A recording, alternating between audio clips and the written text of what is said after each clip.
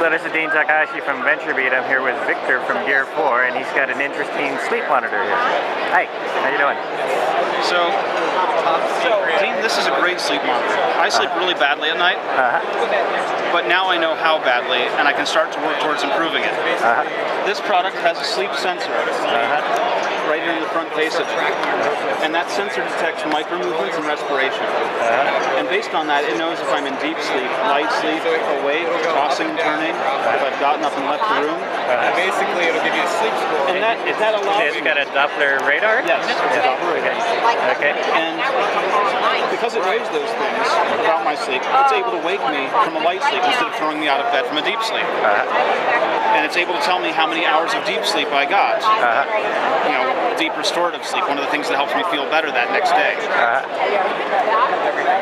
And so what I can do is I can go ahead and see the results of my sleep.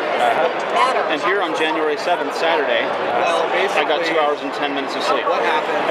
I'm really sleep deprived. Yeah. What happened here You're in Vegas already, I guess. No, I was preparing the day before Vegas. I was still preparing for the show. Okay. So I went to bed and I fell asleep almost immediately into deep sleep.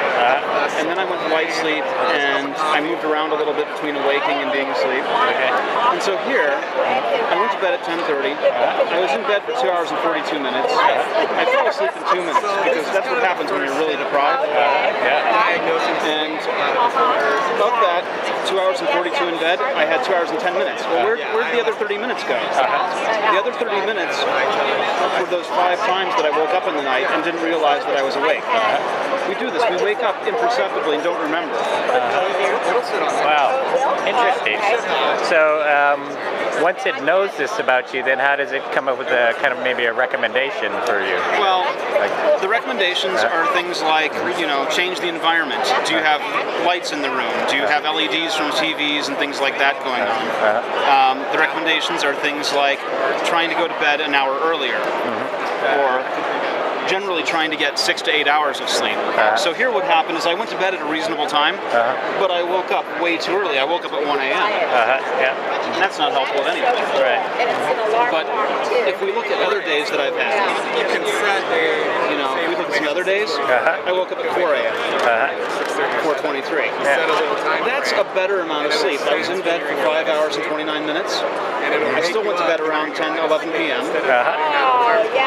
But I had 2 hours of deep sleep. So what has to happen is I have to go to bed that early or earlier and wake at a reasonable hour, and that's not really a reasonable hour, but I'm trying. I'm getting better. That's cool. That's very interesting. Like, how is this available then? It's an app as well as...